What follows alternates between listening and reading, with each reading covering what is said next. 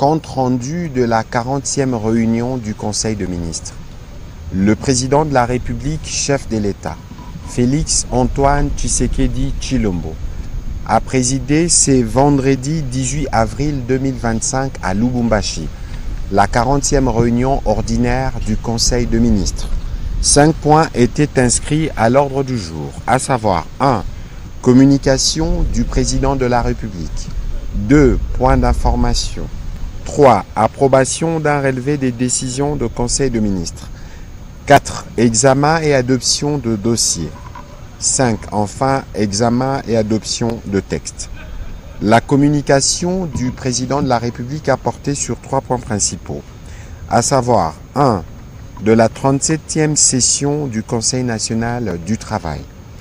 Le président de la République a commencé par saluer solennellement la tenue de la 37e session ordinaire du Conseil national du travail, dont les travaux préparatoires débutés le 8 avril 2025 ont été déjà clôturés pour laisser place aux travaux proprement dits qui se dérouleront du 21 au 24 avril 2025. Ces cadres tripartites réunissant le gouvernement, les représentants des travailleurs et ceux des employeurs demeure l'une des expressions les plus vivantes de notre démocratie sociale. Il constitue un espace privilégié pour bâtir ensemble des solutions durables aux défis de notre temps. À ces sujets, le président de la République a insisté pour que ce Conseil soit bien plus qu'un rendez-vous institutionnel. Il doit être un moment d'écoute sincère, des propositions audacieuses et d'engagement ferme. Les attentes de nos concitoyens sont immenses et à juste titre, nous devons y répondre avec clarté, courage et détermination, a-t-il martelé. Revenant sur les attentes, le président de la République a précisé que cette session doit déboucher sur des mesures concrètes, réalistes et applicables, notamment pour renforcer le pouvoir d'achat des travailleurs et travailleuses, garantir leur dignité, encadrer de manière équitable et responsable l'emploi des étrangers et consolider notre système de protection sociale dans un esprit de justice et de solidarité ainsi que d'équité. En ce qui concerne l'augmentation du SMIC, celle-ci devrait avant tout bénéficier aux travailleurs les plus vulnérables dont les revenus actuels ne permettent pas de couvrir les besoins essentiels, car ce sont eux qui subissent les plus durement les effets de la précarité et pour qui cette mesure représenterait un véritable levier de dignité et de justice sociale. Le président de la République a rappelé que l'emploi demeure le socle prioritaire de son mandat. Il est la clé de voûte de la paix sociale, les moteurs du développement durable et les garants d'une justice intergénérationnelle véritable. Offrir un avenir à notre jeunesse, soutenir nos familles et dynamiser notre économie passe par un accès équitable à un emploi digne et productif. L'histoire devra retenir que nous avons su, dans un moment décisif, faire le choix du dialogue, de la justice sociale et de l'action. De ce qui précède, le président de la République en a appelé à la mobilisation de tous. Il a invité chaque membre du gouvernement à suivre avec la plus grande attention les travaux en cours, à appuyer les dynamiques positives qui en émergeront et à veiller à leur mise en œuvre effective dans un esprit de cohésion gouvernementale, d'obligation des résultats et de respect du principe d'égalité des chances. Par ailleurs, il a engagé la Première ministre à s'assurer que le prochain SMIC à mettre en place puisse être adapté aux réalités du marché et qu'il prenne en compte les besoins vitaux réels des travailleurs afin de faciliter le renforcement de leur pouvoir d'achat. Le deuxième point de la communication du président de la République a porté sur la nécessité pour le gouvernement de continuer à travailler pour apporter les réponses aux populations congolaises. Dans la suite de la communication du Premier ministre, du président de la République, la Première ministre chef du gouvernement est revenue sur le lancement de la cartographie du deuxième recensement général de la population et de l'habitat en République démocratique du Congo qu'elle a effectué le 17 avril 2025 lors d'une cérémonie organisée par le ministère du Plan ainsi que de la coordination de l'aide au développement. Attendue depuis plus de 30 ans, la réalisation de ces deuxièmes recensements scientifiques permettra à notre gouvernement et à ses partenaires au développement d'intervenir plus efficacement en faveur de populations sur la base des données fiables, désagrégées et actualisées. Elle a précisé que le recensement de la population et de l'habitat conduira à une planification efficace du développement, à une meilleure répartition de ressources, ainsi qu'à une consolidation de notre gouvernance. En qualité de présidente de la Commission nationale du recensement, elle a lancé un appel à la mobilisation de toutes les parties prenantes, notamment nos populations, principales cibles des opérations, les partenaires techniques et financiers, la société civile, les institutions de recherche et universitaires, afin de garantir le succès du processus ainsi enclenché pour notre avenir meilleur et collectif. Elle a demandé au vice-premier ministre du Plan de prendre toutes les dispositions nécessaires et de lui présenter un état de lieu dans la perspective de la convocation de la Commission nationale du recensement en application de textes en vigueur. Les ministres d'État, ministres du Budget, le ministre des Finances devront de leur côté assurer la mise à disposition des fonds nécessaires conformément au planning établi. Sur un autre chapitre, elle a évoqué le réengagement de notre pays dans la Convention du Cape Town. À ces sujets, elle a signé les déclarations qualifiantes de l'Organisation de coopération et de développement économique OCDE. Ces déclarations qualifiantes seront déposées bientôt à l'Institut international pour l'unification du droit privé de Rome pour harmoniser le droit de notre pays. Pour rappel, la Convention du Cap et son protocole sont relatifs aux garanties internationales sur les équipements mobiles et matériels aéronautiques. Elle permettra à notre gouvernement de résoudre les problèmes des désenclavements et développer les secteurs du transport ainsi que les secteurs spatial, minier, de l'agriculture, de la construction avec plusieurs avantages pour notre pays. À ce jour, les protocoles aéronautiques ont connu de progrès avec la mise en place d'une équipe appelée Canal de communication en collaboration avec le vice-premier ministre de Transport.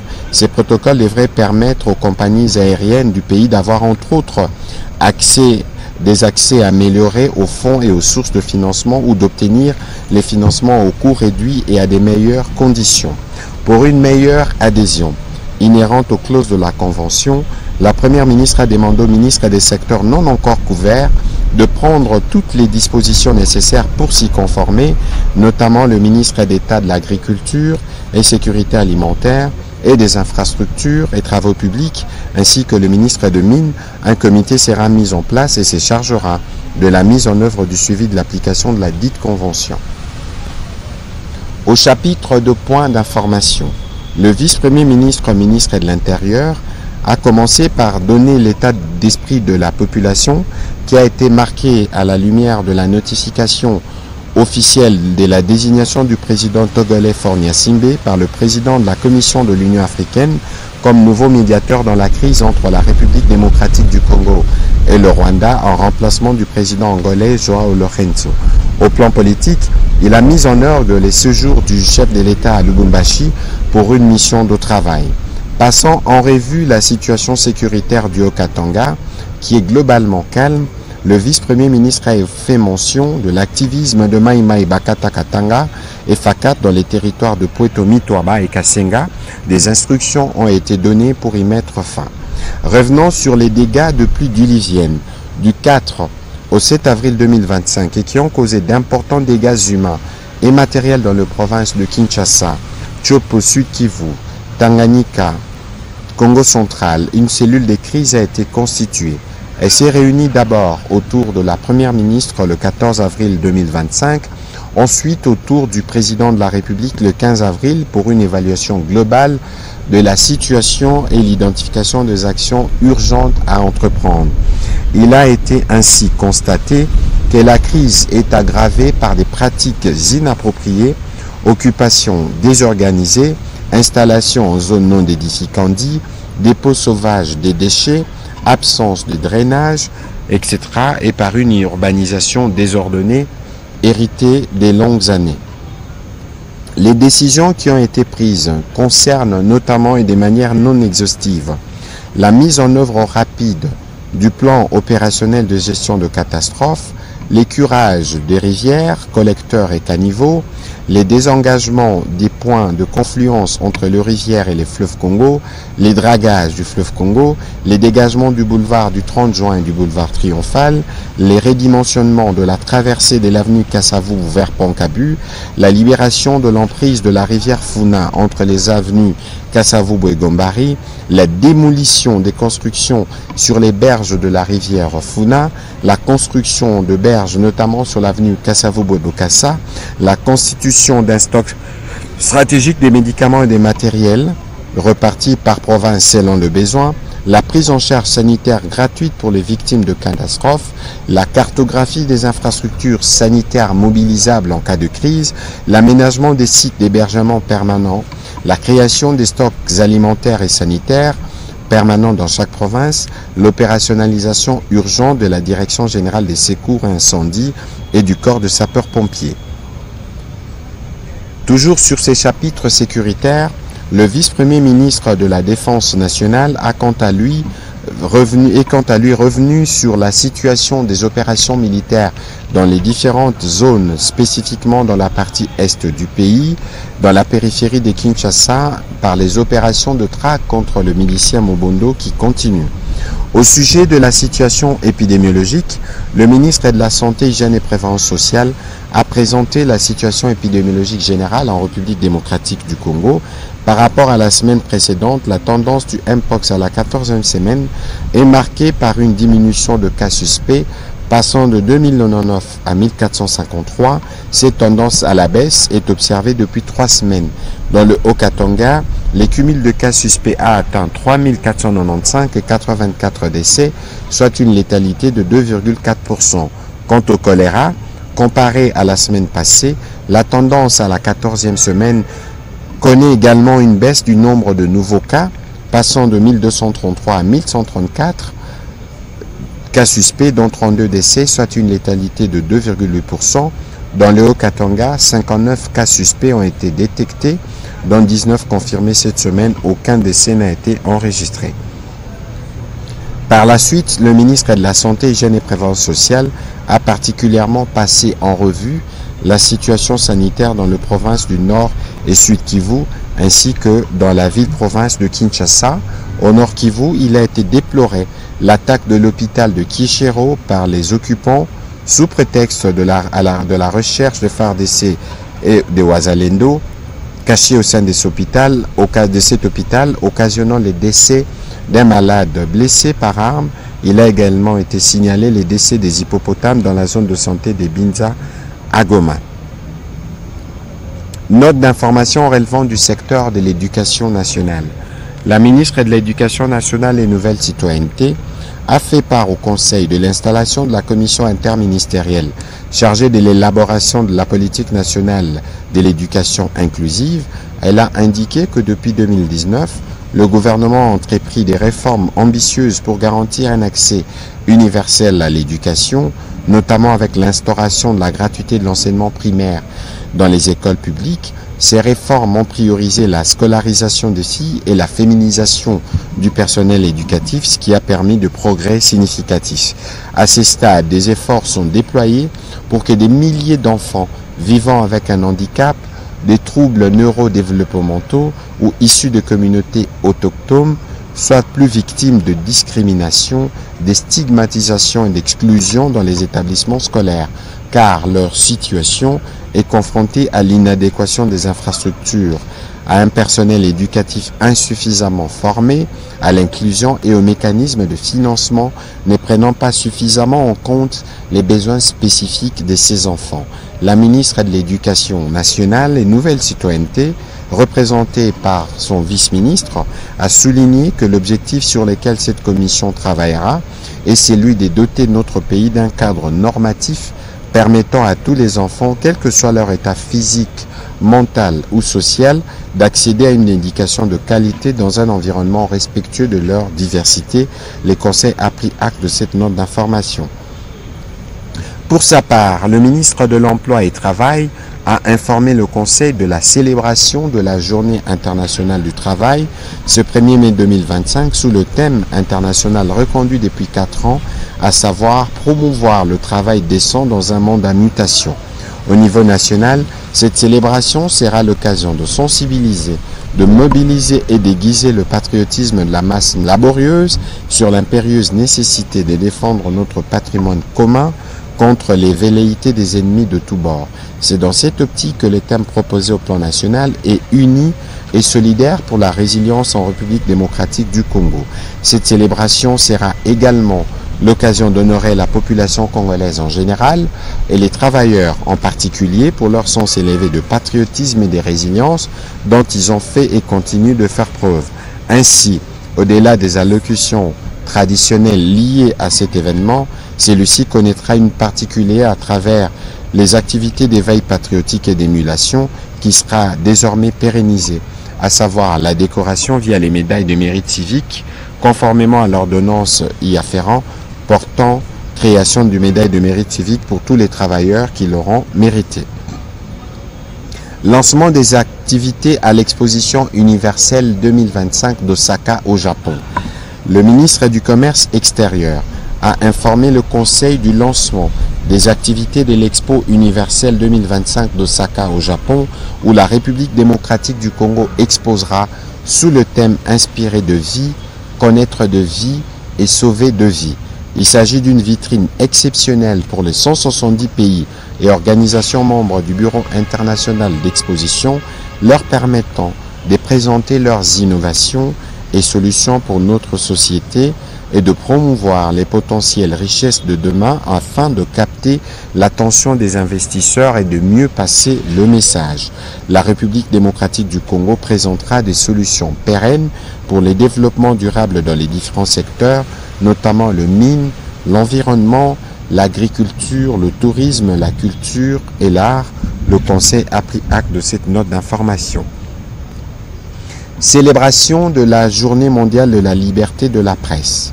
Le ministre de la Communication et des Médias a pour sa part présenté la note d'information consacrée à la célébration de la Journée internationale de la liberté de la presse le 3 mai prochain sous le thème « Informer dans un monde complexe, l'impact de l'intelligence artificielle sur la liberté de la presse et des médias ». Dans ce cadre, il est prévu la tenue d'un forum national sous le thème « Le journaliste congolais face au défi de l'intelligence artificielle, information et désinformation en ce temps d'agression rwandaise ». Ce forum permettra aux participants d'échanger sur les défis actuels du secteur des médias et leur rôle dans la consolidation démocratique. En effet, malgré les avancées notables enregistrées par notre pays, la liberté de presse est actuellement fragilisée, notamment par les cas de violation dans les zones sous occupation et la désinformation. Organisé à l'initiative des organisations professionnelles en collaboration avec le ministère, le dit forum rassemblera des acteurs publics, privés, internationaux autour des enjeux liés notamment à l'exercice de la liberté de la presse en mettant l'accent sur la sécurité des journalistes, la lutte contre la désinformation, la documentation des violations en zone sous occupation. Le Conseil a pris acte de cette note d'information. Au troisième chapitre du Conseil de ministres de ce jour, relatif à l'examen et à l'approbation de textes, les conseils d'un relevé des décisions plus tôt, le Conseil de ministres a approuvé le relevé des décisions de la 39e réunion tenue le 11 avril 2025. Au quatrième chapitre du Conseil de ministres de ce jour, relatif à l'examen et à l'adoption de 2 dossiers, premier dossier relevant du secteur des hydrocarbures, les ministres des hydrocarbures a soumis au Conseil les dossiers sur la lutte contre la contrebande des hydrocarbures dans la zone d'approvisionnement sud de la République démocratique du Congo, par l'imposition des scellés électroniques sur les camions-citernes, par l'interfaçage au monitoring SIGOIL et la mise en place de l'application RFID. En effet, l'entrée clandestine de produits pétroliers aux différents postes frontaliers engendre une perte économique estimée à plusieurs centaines de millions de dollars par an. À ce jour, les volumes de la zone sud sont officiellement évalués à près de 120 000 mètres cubes par mois, alors que les estimations réelles dépasseraient le 300 000.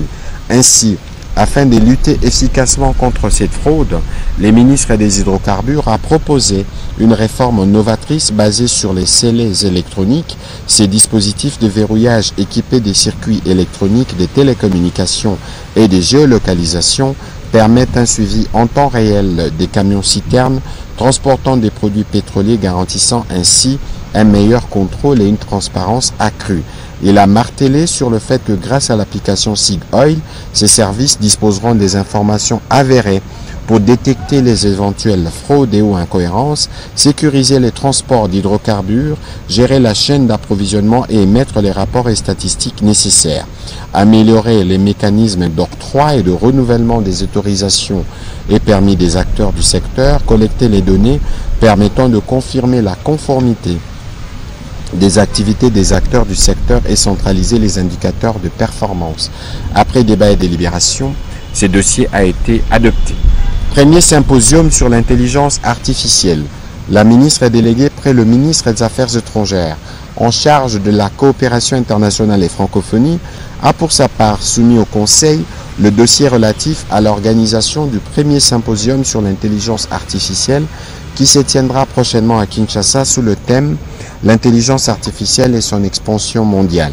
Opportunités et menaces face aux enjeux de la cyberdéfense, de la coopération internationale, de l'éducation et de l'emploi dans un pays riche en ressources naturelles ». Elle a mis l'accent sur le 8e point de la résolution sur les situations de crise de consolidation de la paix dans l'espace francophone prise lors du 19e sommet tenu à Villers-Cotterêts en 2024, qui souligne l'importance de renforcer la coopération internationale dans les domaines des technologies numériques et de l'intelligence artificielle au bénéfice de la paix et de la sécurité. Il nous revient donc de déterminer la manière dont nous souhaitons porter cette révolution et les conditions auxquelles nous souhaitons que l'intelligence artificielle s'intègre dans notre société. D'où la nécessité de réfléchir ensemble avec les partenaires de tous les horizons à une approche commune pour une intelligence artificielle responsable et éthique dans tous ses aspects, notamment la gouvernance, la réglementation, la sécurité, l'accès à la technologie ainsi que les opportunités économiques. Ce symposium s'étalera sur 4 jours avec plusieurs panels abordant une quinzaine de sous-thèmes.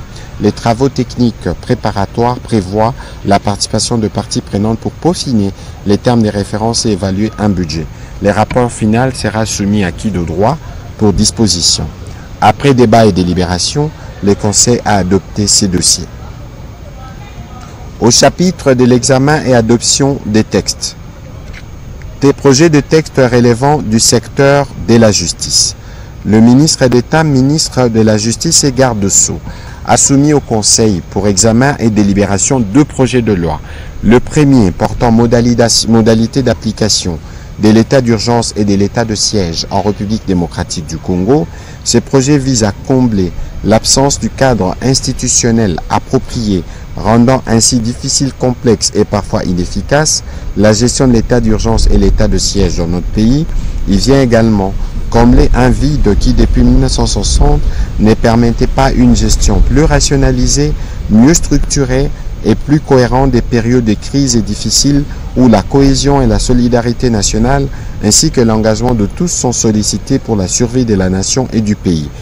Ce texte met en place et fixe un cadre général, cohérent et plus robuste, constitué des mesures exceptionnelles de gestion de la chose publique et l'étendue des pouvoirs de police des institutions ainsi que des autorités publiques pendant ces temps momentanément altérés et délicats de notre pays sur des questions de droits et libertés fondamentales. Le deuxième projet de texte portait sur la création, l'organisation et le fonctionnement et compétences du tribunal pénal économique et financier et du parquet national économique et financier y rattaché. Ces textes visent à renforcer la collaboration institutionnelle entre les structures spécialisées d'enquête d'ordre financier et économique, d'instruction et celles de jugement, ce qui permet à notre pays de franchir une étape décisive vers une justice plus crédible, plus technique et plus efficace au service de notre peuple, portant un nouveau regard sur notre système judiciaire de répression de la criminalité économique et financière d'envergure. Ces projets de loi contiennent de corrections structurelles et procédurales utiles aux procédures classiques des répressions. Il s'agit dans la continuité des engagements de la République dans le cadre du programme de réforme de la justice, du programme de gouvernance ainsi que des accords conclus avec les institutions financières internationales en matière de transparence, de lutte contre la corruption et de gestion rigoureuse des ressources publiques. Après débat et délibération, le Conseil a adopté ces textes. Projet de loi relevant du secteur des finances. Le ministre des Finances a soumis au Conseil pour examen et approbation les projets de loi portant organisation et fonctionnement